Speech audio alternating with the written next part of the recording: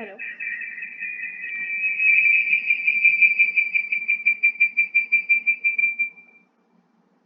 Hello. Welcome to the ninth live session of Fundamentals of Additive Manufacturing Technology. So let's begin with the session. Is it audible?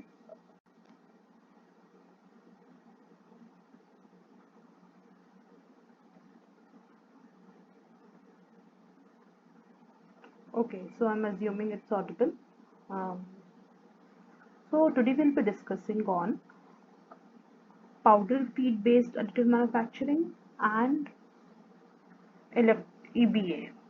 So let's start with the questions. So in powder feed based AM, which powder metering system is very common in agriculture and food processing industry? So here the yeah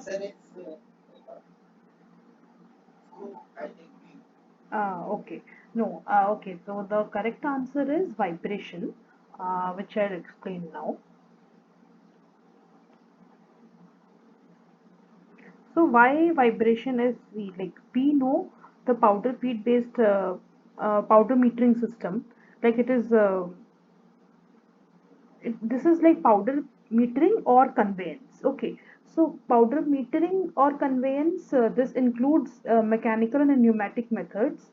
And in mechanical and pneumatic methods, in mechanical we have vibration, screw, and gravity. Okay, so so the question we can change it a little bit: metering or conveyance.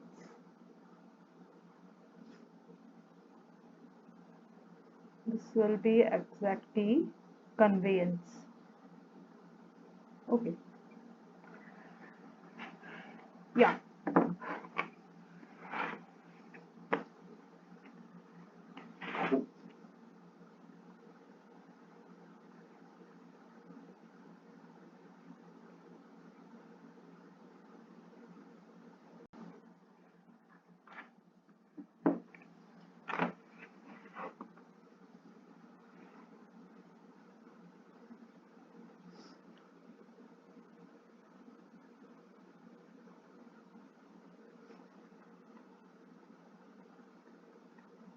Powder feed unit. Here we have metering,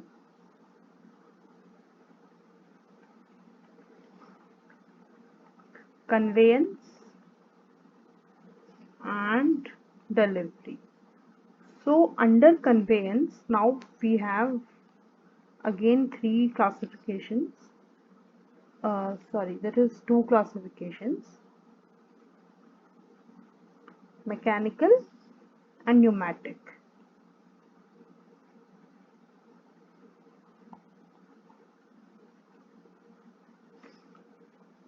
So under mechanical, we have vibration, screw,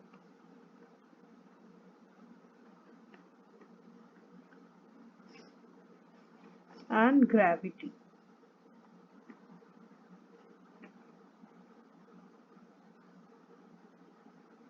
So now the question is, which is common in agriculture and food processing industry?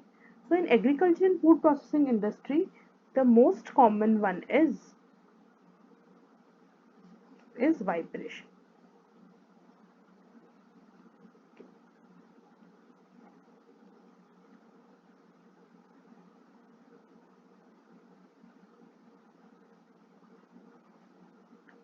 And how it is common?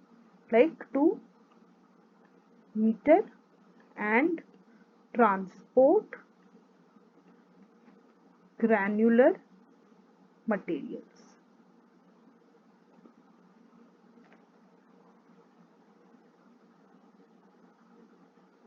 Okay, but this process vibration method, it is very rarely used in metal additive manufacturing method, while this vibration method is widely used in powder based additive manufacturing method, especially powder feed based additive manufacturing method. And here, as we know, there is a proper vibrator conveyance which uses acoustic vibration. uh, there will be like a vibrating plate, powders will be there, that will be two types of powder will go, and mix into the mixing vessel, and in that way uh, it will be processed.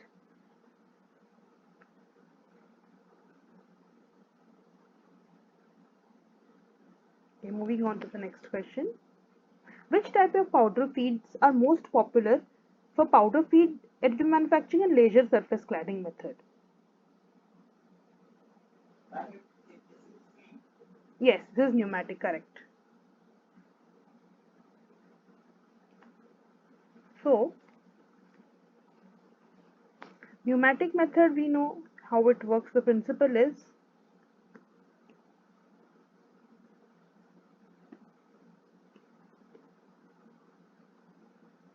by creating a pressure difference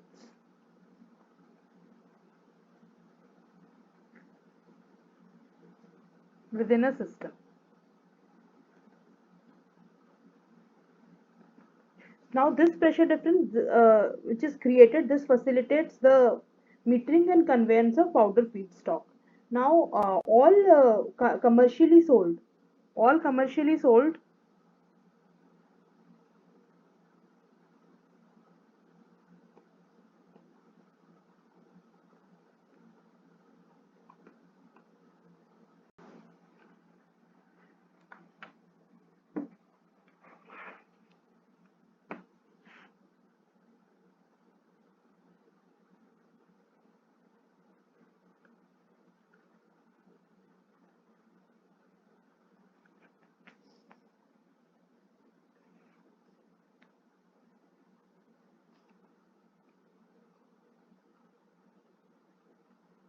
powder feed aims employ pneumatic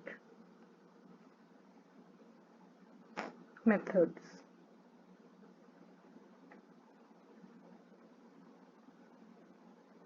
Now, in this pneumatic method, um, this works how, like pressure difference, like you have a you have a index plate, base plate, and a powder outlet. Now, a compressed inert gas is blown into that chamber through a driver motor, and this creates the pressure difference, and through this that's separation, this metering and conveyance of powder stock feedstock is taken place.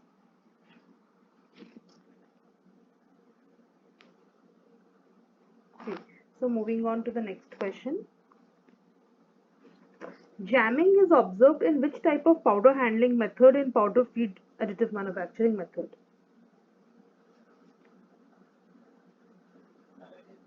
Yes, yes, it is gravity based method. So jamming, this is the most common phenomenon associated with gravity based methods. Um, so use of gravity, use of gravity in powder feed additive manufacturing setups are usually very rare because of uh, this problem.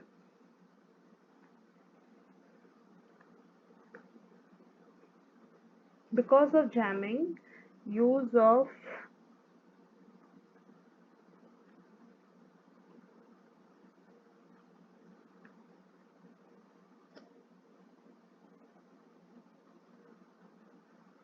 gravity as a method of powder handling is rarely used.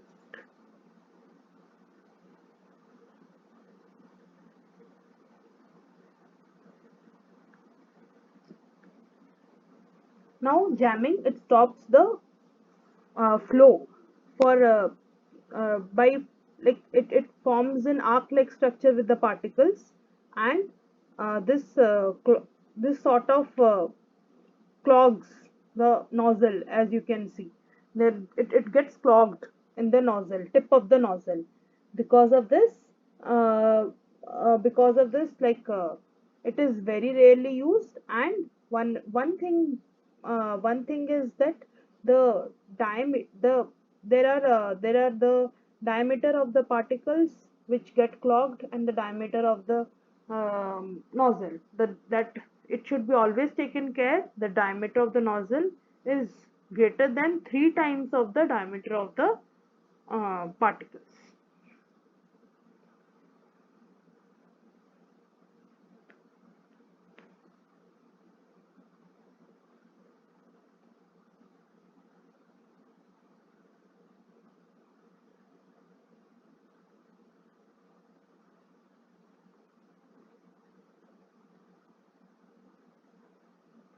Now moving on to the next question. In powder feed based additive manufacturing process, which type of nozzles are preferred for powder delivery system to avoid anisotropy?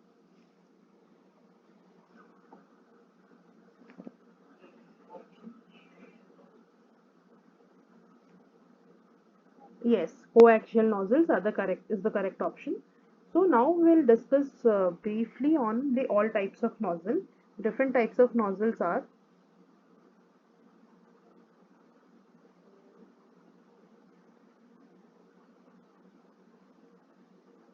yes, is the correct option. Now classification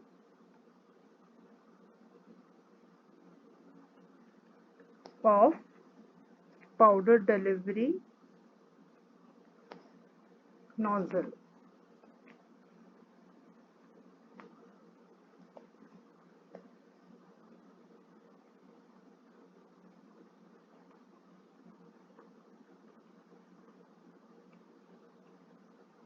First is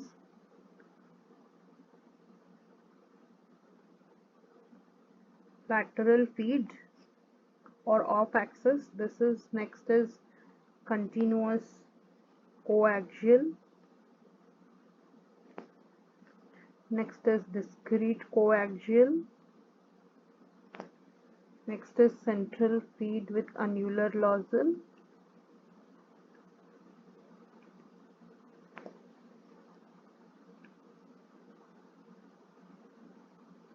Next is central feed with discrete laser.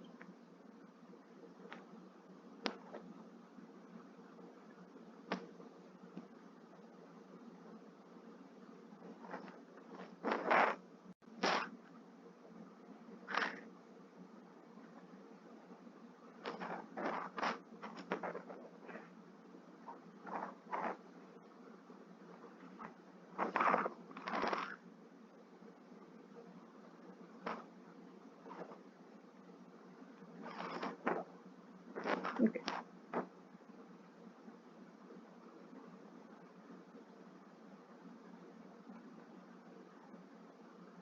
So what happens in lateral feed? Lateral feed nozzles, they have a they create an asymmetry, but they have a limitation that they cannot be used in producing complex part with homogeneous property. While for this purpose, the coaxial nozzles are highly used.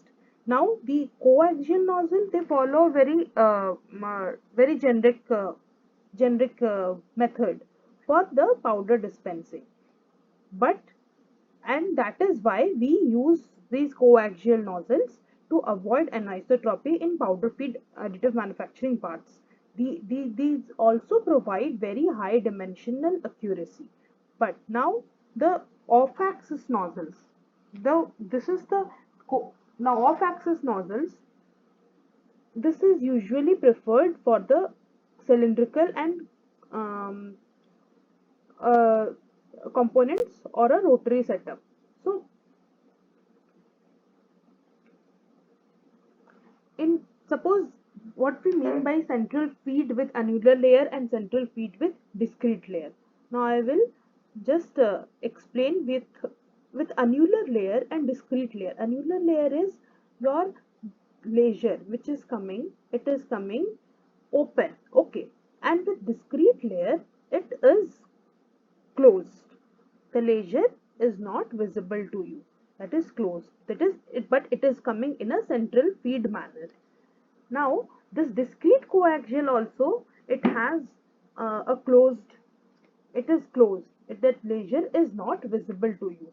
You would find this clearly in your diagrams also. Now,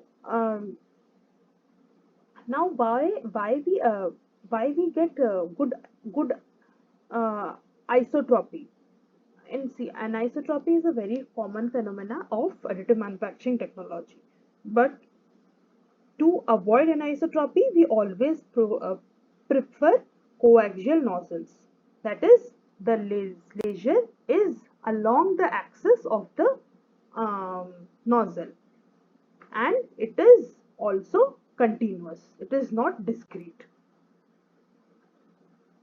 Okay, and these have also various advantages like protection of laser optics and convergent powder stream, melt pool protection, laser shield gas provision.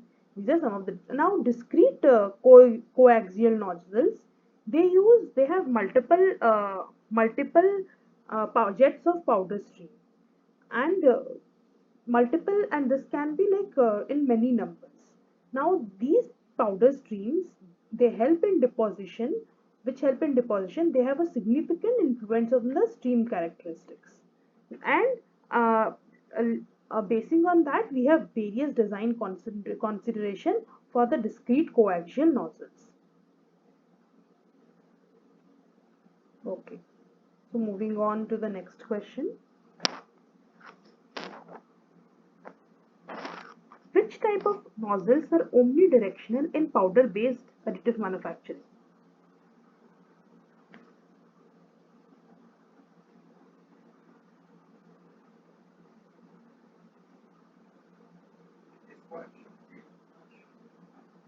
Okay, yes, coaxial is the correct option. Yes, coaxial is the correct option.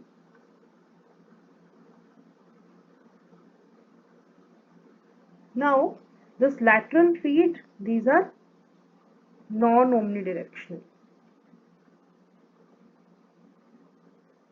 and this is omnidirectional. And you will also find a similar type question in assignment. Lateral feed nozzle, these are used in cladding of rotary components,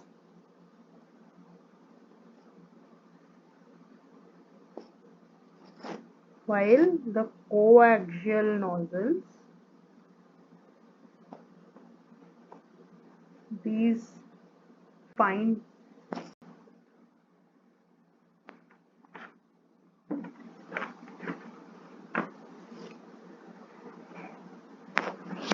coaxial nozzles are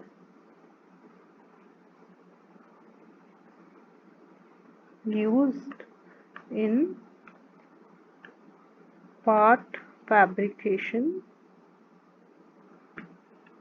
parts fabrication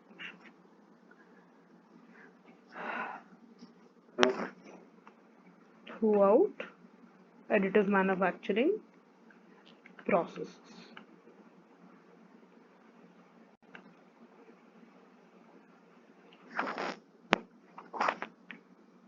And we already discussed what is the lateral feed nozzle and what is the coaxial nozzle. So the type of nozzle feed in which it is coming, this is a very important parameter in your uh, dimensional accuracy prior, mostly.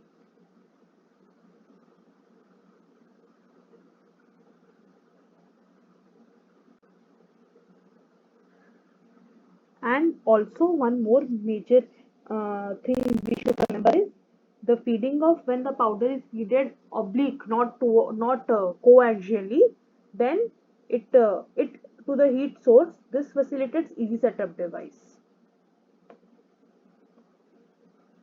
Okay. So moving on to the next question. Which electron beam gun in EB based WBEM is affordable as compared to the other?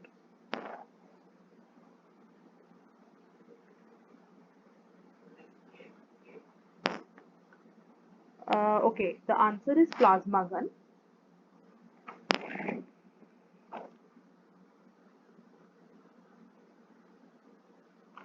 Okay, so now we'll understand what happens in this phenomena.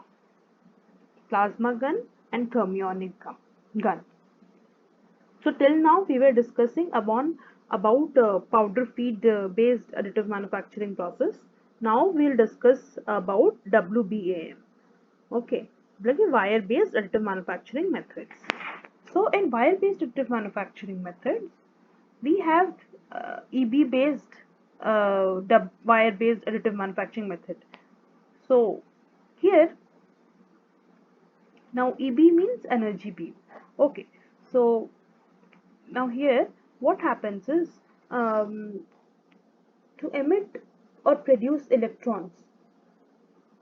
So we from any solid material we we like some emissions are used, thermionic and plasma emissions. These are used. Now these follow the thermionic emission. It follows a particular law, and the function of these electron beams is to produce, focus, and deflect as per requirement. So here in electron beam gun, we have two types of gun: thermionic electron beam gun and plasma electron beam gun. So now this thermionic and plasma beam gun, EB gun, these are differentiated in respect of their current density, excitation voltage, vacuum, life, and cost.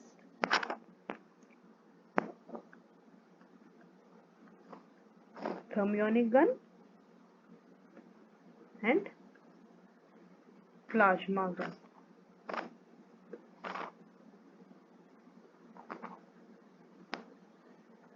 Now in thermionic we have, suppose this is a metal plate, heat comes here, and this is the conduction band. Okay.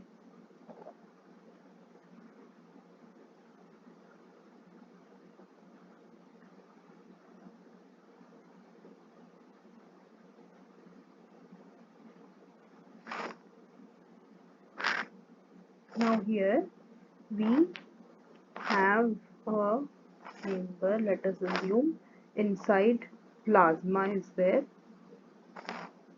Now the outer layer is made up of anode, and what happens here, we have a electrode, accelerating electrode.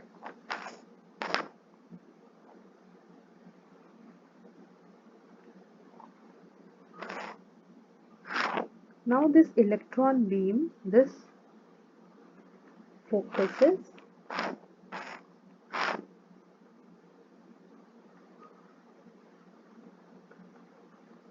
on this electrode.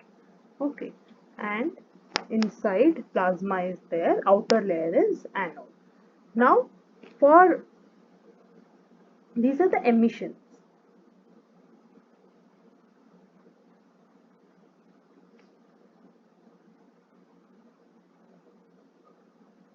Now we have also different types of gun. This is the working principle, and for this we have two types of gun, which is like the thermionic EB gun and plasma EB gun.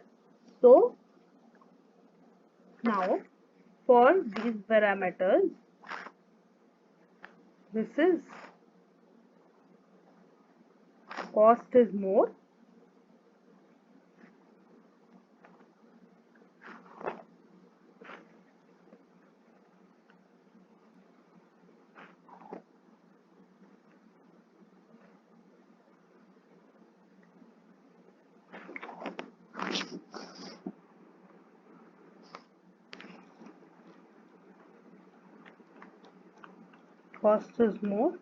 due to high vacuum, and here cost is less, but this has a very short life expectancy, short life, approximately 50 hours. This has very long life, which is around greater than 100 hours.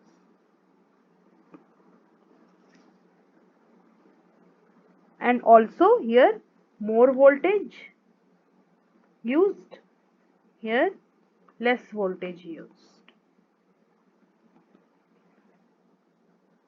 Current density is also more. In plasma gun, current density is less here. And here vacuum is in the range of 10 to the power around some. What you need to remember is current density, acceleration voltage is here more, here less, and here current density is also less, here more current density.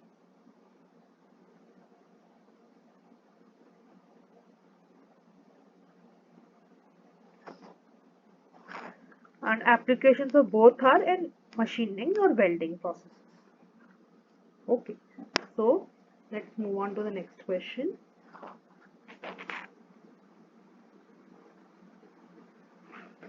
What is the critical condition for metal transfer in EB based, electron beam based wire additive manufacturing, wire based additive manufacturing method?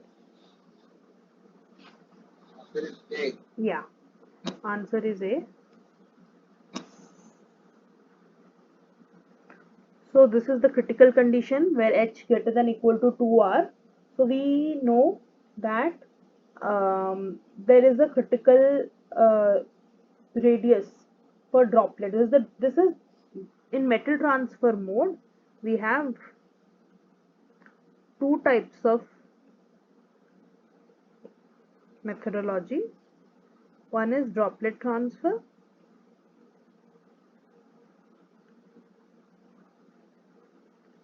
another is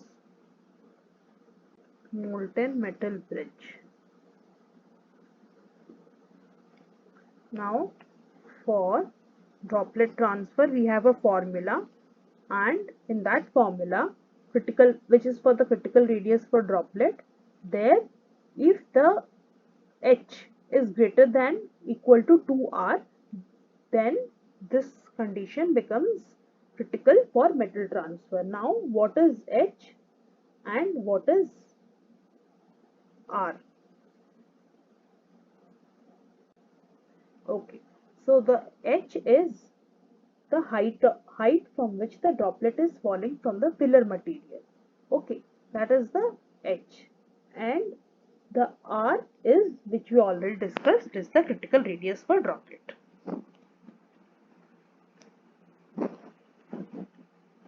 R is the critical radius for droplet.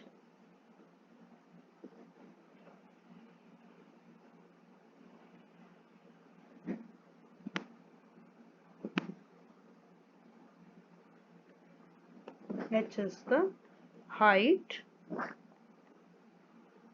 from which droplet is coming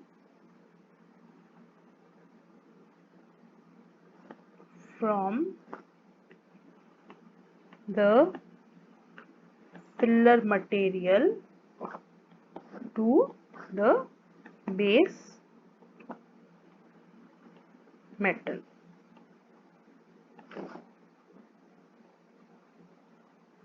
And this is for the metal transfer mode. Okay, so moving on to the next question. Why is rotation of substrate required in EB based WBAM, wire based additive manufacturing method?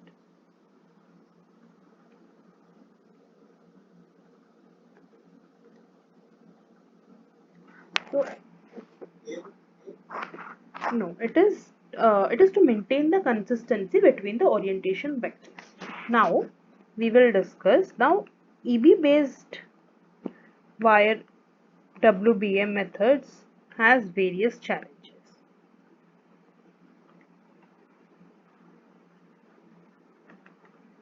Some of these are residual stress and distortion. Now this distortion means that sometimes it doesn't stick to the bed. That way you can say that it is the distortion. And next is surface finish. This is a very vital thing. Need of support material.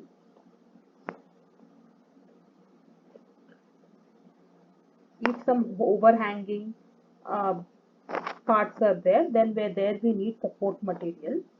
Next is evaporation of alloying element material. And next is omnidirectionality. Now omnidirectionality we discussed in thorough last class. Now this is here in omnidirectionality we do dynamic adjustment of electrons of the substrate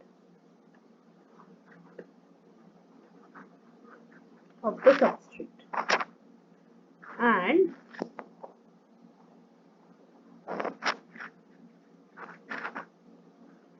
to maintain the consistency between the orientation vectors, rotation of the substrate is carried on.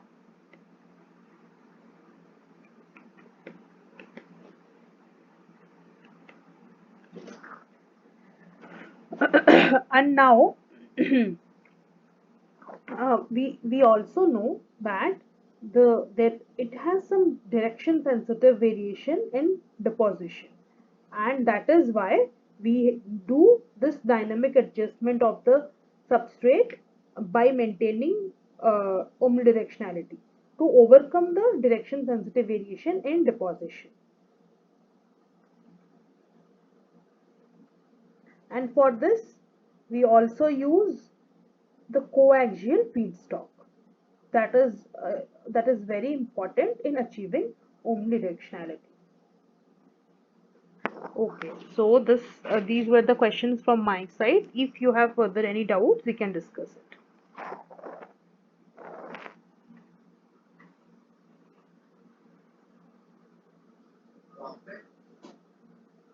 Yes.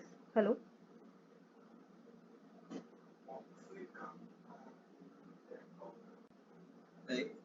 Sorry, wired manufacturing. If the speed is less.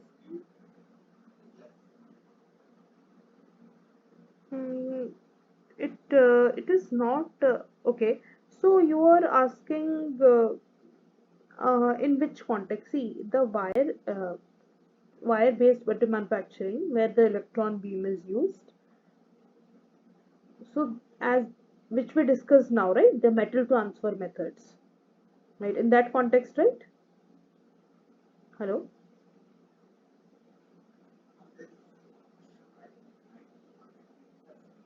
Okay, just let me check it. Drops will come if the speed is less.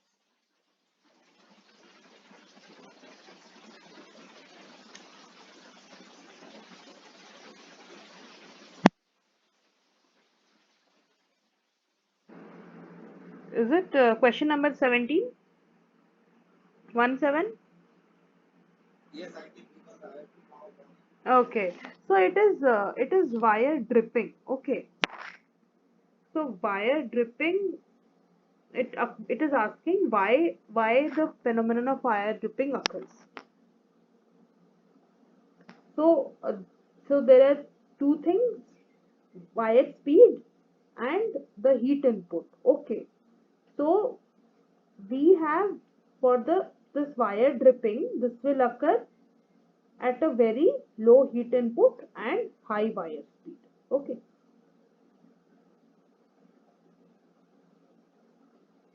Sorry, low high, I just said the opposite: high heat input and low wire speed. That's okay. Low wire speed, where the wire speed is very low, there will be wire dripping, and when this wire speed is very low, simultaneously the heat input will be very high.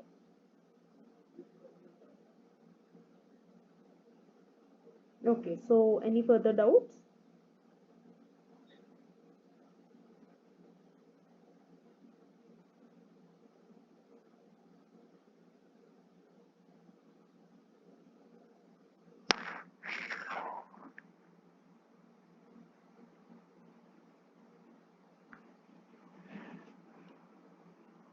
Okay, so is there any further doubts we can discuss? Else, we'll end the session.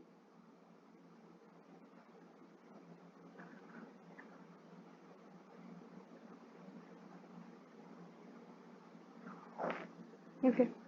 Okay, so then we'll end the session. Thank you for attending the session.